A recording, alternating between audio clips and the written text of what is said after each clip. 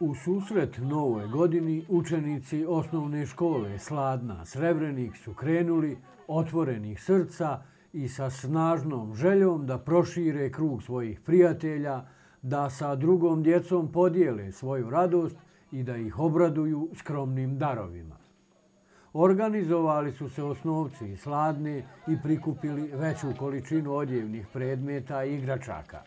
Sakupili su novac za koji su kupili novogodišnje paketiće i sve to predali djeci u SOS selu u Gračanici. U SOS selo u Gračanicu iz Sladne je došao pun autobus učenika. Odjevne predmete, igračke i nešto novca predali su upravi SOS sela, a potom su po grupama obišli sve SOS porodice, predali novogodišnje pakete i družili se sa djecom u SOS selu. A djeci ne treba puno da se približe jedni drugima. Upoznali su učenici iz Sladne svoje vršnjake u SOS selu sa svojim mjestom, sa svojom školom. Vidjeli su u kakvim uslovima žive djeca u SOS selu u Gračanici.